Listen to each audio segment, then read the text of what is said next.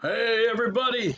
Ho ho ho and Merry Christmas! It's time for the Christmas gift from the chess bets, brought to you by the old biker chess dude. I'm telling you, what better look do you want to see on Christmas morning than this mug right here? I'm telling you. I've got women throwing up for blocks around here. Anyway, hey, what's going on everybody? Thought I would give you something a little bit special today because it's Christmas and stuff we wanted to do. So as our little chess vets Christmas little gift to you, another tremendous review of a game that happened last Wednesday. So let's take a look at this game right here, featuring the one and only, the machine, Josh Flores, the Squarehopper, and yours truly. Bet you can't guess who got this one. Let's take a look right now. Highlighting the Squarehopper because he's just the kind of guy you want to meet. He's the kind of guy that if he's in the room, you can't miss him. That's right. Well, anyway, again, we are in a game 5-second increment on our Wednesday weekly Swiss that we're doing here for the chess vets. And in this particular one, I want you to know that Josh is playing black pieces again, like he was doing against the Fox Wizard. Now, when he was going out there and doing his battle against him, I'm telling you, Josh was on a roll. He was ripping and roaring. He was doing it. The machine was cranking out the data. He was going to stomp on him. I'm telling you, I was a little shaken up. I was a little nervous, but I was going to bound and determined to give it my best shot. All right, so we open it up here with, I figure I'm going to start with the basic E4. Josh coming up there for the B4 comes D5, the Scandinavian. I don't know the Scandinavian. So I'm going up there and says, okay, I'm got to make a decision right from the start. Again, the Squarehopper is ripping and roaring. He's putting the iron to the fire right off the bat. So I'm saying, the heck with this, I'm just, see ya. And then all of a sudden, it turns into a French.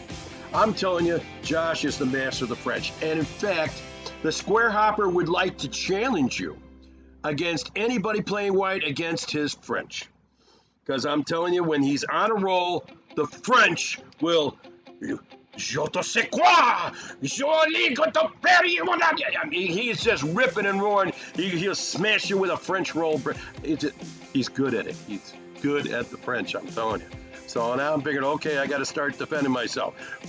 Was going to figure bringing up the pawn, but maybe I'm going to see what's going on out here. Bring out the knight. Knight to F3. He immediately goes into his French, fighting up there for that control of the D4 square. I got to contest it.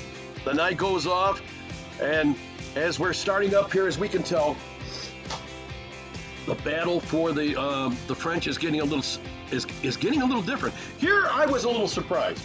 Normally, I don't see people playing B6 on the French, but I figured, well, what's going to do? He's going to, Fanchetto the white square bishop?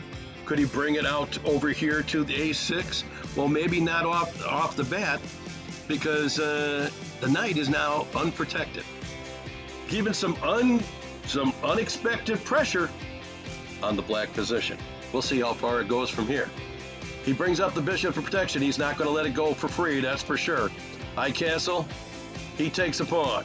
Coming back. Now here's where I should have been a little sneaky, a little worried.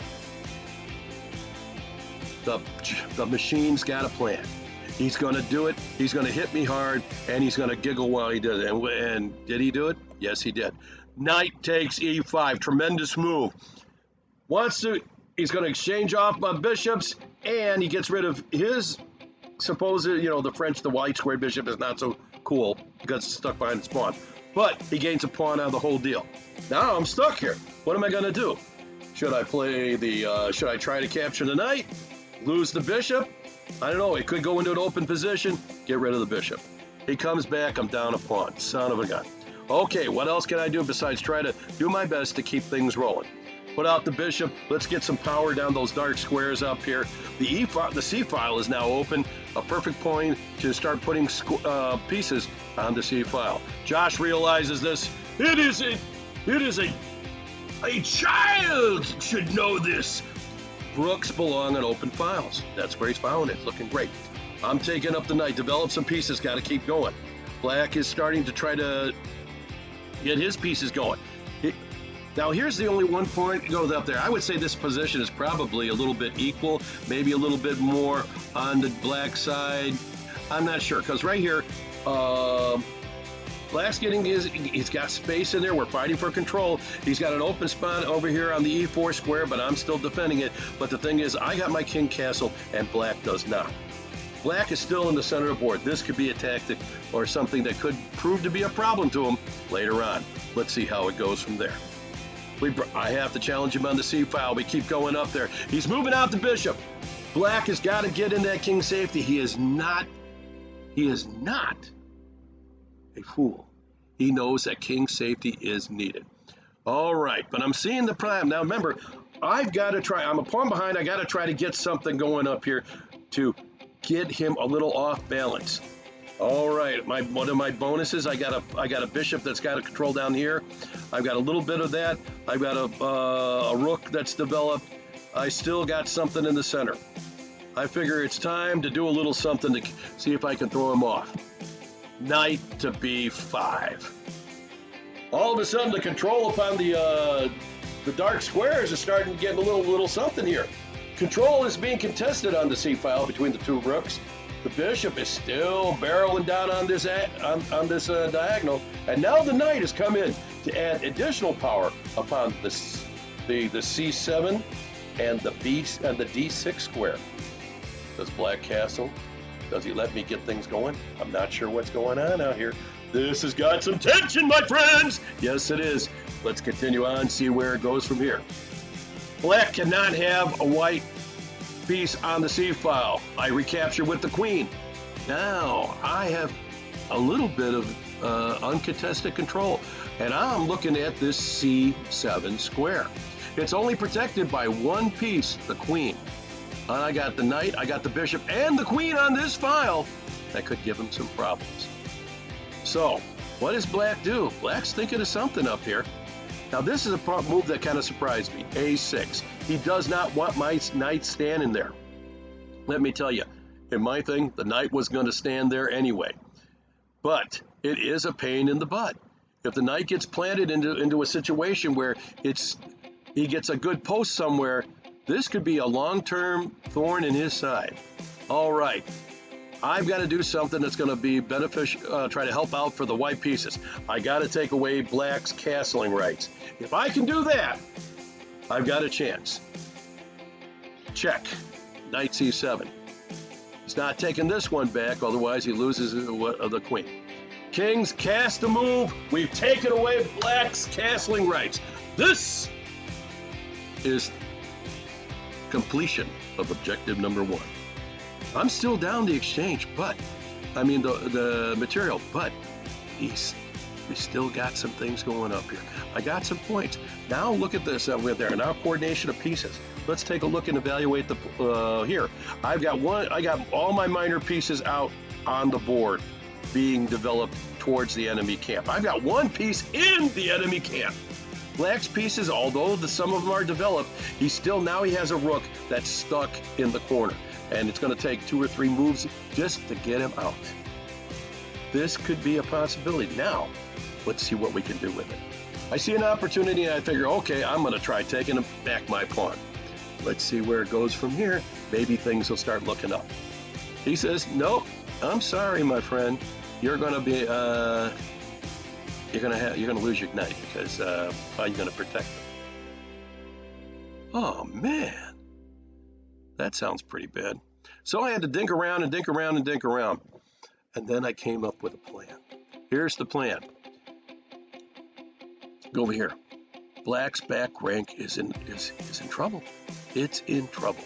If I can never get back in through over here, and he can't maneuver his king up there, there's a possibility of a back rank make, or maybe even taking a piece or something. So I figured at this point, since the knight really doesn't have a whole lot of places to go, and I'm thinking maybe I should have. I'm thinking of. I should have made it. I was thinking, considering a move like knight to B8, breaking that thing because then the square on C8 is open for a check. That's what I was thinking, but I was more worried about the counterplay for the black bishop. If his bishop gets out and does terrible things, I didn't know. So in my haste to stop the bishop from anything, I decided to play A3. Now here's where they say it's an if and F. Let's say, what's he gonna do? I figure limit the pieces he's got. The knight, unfortunately, I overlooked it. I lose down. Now I'm down a bunch. Got to keep the going. The plan is in the play work. Let's move the queen to C7. Now look at some of these things up here. I've got some. I got some possibilities here. Let's keep the queen is out. My pawns are still solid on the one side. This could be, it's black is still kind of down a piece because his rook is still stuck in the corner. I'm just trying to give myself any type of position or plus that I think I can. So we continue on. What does black do in response to this possible threat? Does he even consider it a threat? He moves the queen back. Yes, he gives me respect. All right, what are we going to do from here, my friend? We got to start moving some pieces up. We got to start making some things happen. Let's bring in the other battery. Now we're threatening. Oh, we're threatening here. Queen to C8 check, exchange check, and then something's going to have to happen. All righty. He brings the queen back. What are we doing here? This went back. I must have used a couple minutes on this one as we went back and forth trying to figure out how I was going to handle this particular one. But why exchange pieces? That's only going to turn down the pressure that I could keep up on him. Again, still, his pieces are not as coordinated as he would like them to be.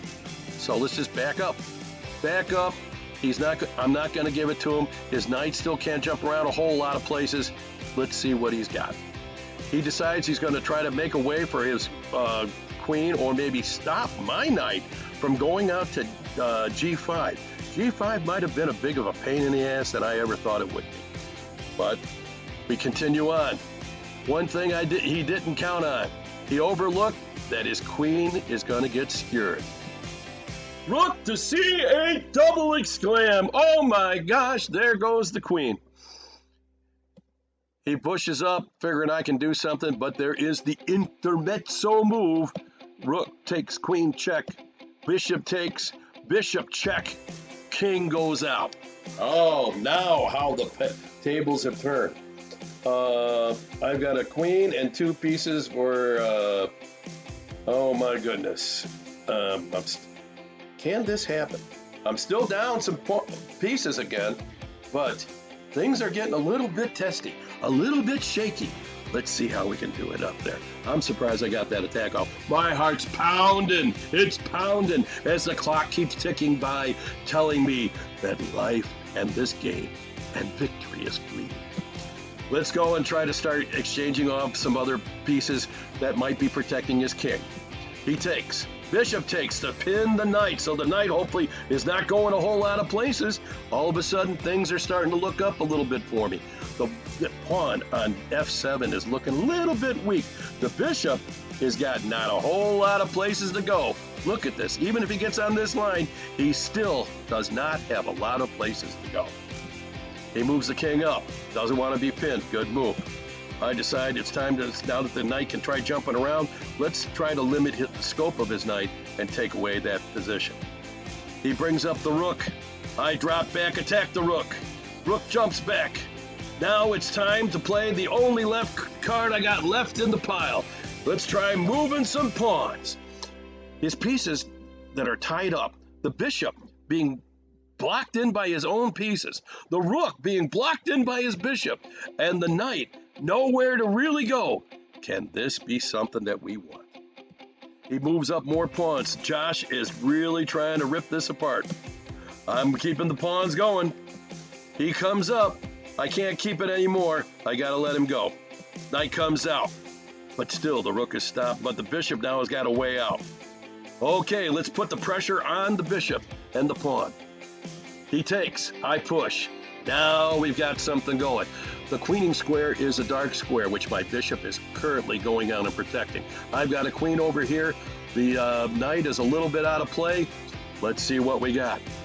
He pushes, he tries to make a run. So do I. He pushes, so do I. He pushes, now I can't ignore it. What's going on here? The pawn, my pawn is ready to quit. I could get 2 queens, but if he gets one, I could be mated. The knight is guarding the only escape square. My king is looking really windy over there. But there is the white pawn. The pawn on the white square cannot be attacked by anything that he's got at the moment. Bring the queen back. We got a defender. He brings the knight to defend that. We bring the queen to try to put some pressure here and there. I can't leave the pawn away. He knows I can't. He brings the bishop here, and that was the failure. He's thinking he's going to take this pawn, check me, and then queen and do all sorts of neat, terrible things to me. Queen takes knight. Queen takes knight. It's unbelievable.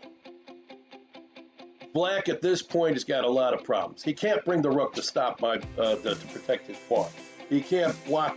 He cannot bring his knight to attack anything. If he takes the pawn, I take it with the queen. He's got nothing. He can bring a pawn back, but I can still move the bishop. The bishop is still guarding the queening square. I push that pawn, queen. He's got to trade the rook, and then it's a queen versus a bishop and a few pawns.